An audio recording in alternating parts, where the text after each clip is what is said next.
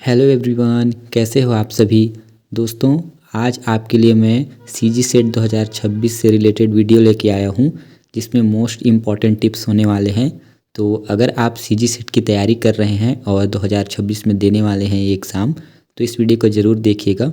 ये वीडियो आप सभी के लिए काफ़ी ज़्यादा हेल्पफुल होने वाला है। तो चलिए वीडियो को स्टार्ट करते हैं।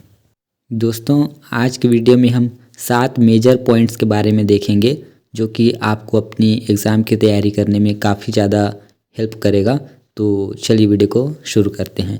दोस्तों, सबसे पहला हमारा पॉइंट है सिलेबस। चाहे हम किसी भी एग्ज़ाम की तैयारी कर रहे हों, हमारे लिए सिलेबस का होना बहुत ही ज़्यादा महत्वपूर्ण होता है। तो जैसे कि आप सभी को पता है, आप सीजी सेट की तैयारी कर रहे हैं, तो सबसे पहले आप अपना सिलेबस निकलवा के अपने सामने रख लीजिए, क्योंकि इससे आपको कौन कौन से विषय और टॉपिक पढ़ने हैं वो समझ में आने लगेगा। कितने अंक का कौन सा विषय में है ये भी समझ में आने लगेगा। परीक्षा का पैटर्न समझ में आने लगेगा और उससे रिलेटेड आप समझ पाएंगे कि तैयारी की रणनीति कैसी होनी चाहिए।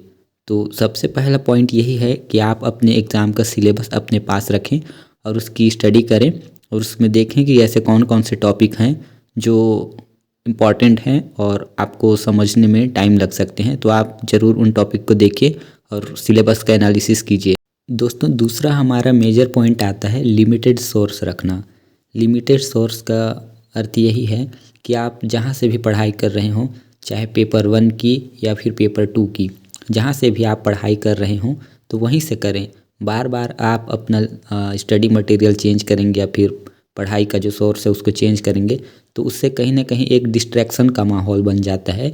तो आप सभी को इस बात का ध्यान रखना है कि आप जितना हो सके लिमिटेड से लिमिटेड सोर्स रखिए और बहुत ज़्यादा आप किताबों के पीछे इधर उधर मत भागिएगा, क्योंकि अगर आपके पास 1 या 2 किताब है उस सब्जेक्ट से रिलेटेड तो उसको आप मान के चलिए कि वो आपके लिए भी पर्याप्त है। क्योंकि आप बहुत ज़्यादा किताबों के पीछे या अलग अलग यूट्यूब चैनल्स या बहुत सारी चीज़ों के पीछे भागेंगे तो आपको काफ़ी ज़्यादा परेशानियों का सामना करना पड़ सकता है। तो इसीलिए दोस्तों, आप लिमिटेड सोर्स रखिए। जिन टीचर को भी आप फॉलो करते हैं उनसे पढ़िए और अगर आपको समझ में नहीं आ रहा है कि कहाँ से पढ़ाई करें तो यूट्यूब में जाइए और अपने पेपर को सर्च कीजिए और जिन भी टीचर का आपको समझ में आने लगता है आप उनका वीडियो देखिए, उनसे रिलेटेड टॉपिक जो पढ़ा रहे हैं उसको देखिए, फिर उसी के हिसाब से आप अपनी तैयारी को स्टार्ट कर सकते हैं। दोस्तों, हमारा थर्ड पॉइंट आता है PYQ एनालिसिस। किसी भी एग्ज़ाम को क्रैक करने के लिए दोस्तों PYQ का एनालिसिस करना और उसको सॉल्व करना बहुत ही ज़्यादा इम्पॉर्टेंट होता है। तो आप कोशिश करिएगा कि जब भी आप एग्ज़ाम देने जाएं तो कम से कम आप पिछले 5 वर्षों के क्वेश्चन पेपर ज़रूर सॉल्व करके जाइए और उनको एनालिसिस करके भी जाइए कि ऐसे कौन कौन से टॉपिक हैं, यूनिट हैं जो आपके लिए इम्पॉर्टेंट हैं और जहाँ से आपके क्वेश्चन बनते हैं। इससे आपको कहीं ना कहीं एग्ज़ाम का पैटर्न समझ में आने लगता है और आपको ये पता लगने लगता है कि आने वाले एग्ज़ाम में ऐसे कौन से यूनिट हैं या फिर टॉपिक हैं जो आने के चांसेस हैं या रिपीट हो सकते हैं। और दोस्तों, यकीन मानिएगा, काफ़ी सारे क्वेश्चन तो ऐसे होते हैं जो प्रीवियस ईयर क्वेश्चन पेपर से ही आ जाते हैं। तो आप लोग ज़रूर इसका विशेष ध्यान रखिए और PYQ का एनालिसिस कीजिएगा। कम से कम पिछले 5 वर्ष के तो करने ही चाहिए आपको। दोस्तों, हमारा नेक्स्ट पॉइंट है कंसिस्टेंसी, जिसका अर्थ है लगातार बने रहना या निरंतरता।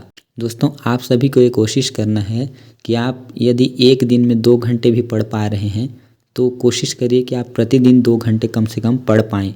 क्योंकि यदि आप एक दिन में 6 घंटे से लेकर 8 घंटे पढ़ रहे हैं और अगले दिन नहीं पढ़ पा रहे हैं तो वहीं पे हमारी जो कंसिस्टेंसी होती है वो ब्रेक हो जाती है।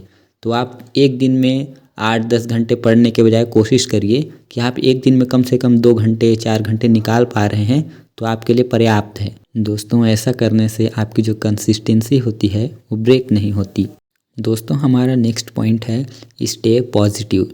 आपको ऐसा माहौल बना के रखना है दोस्तों जिससे आप पॉजिटिव फील कर सकें।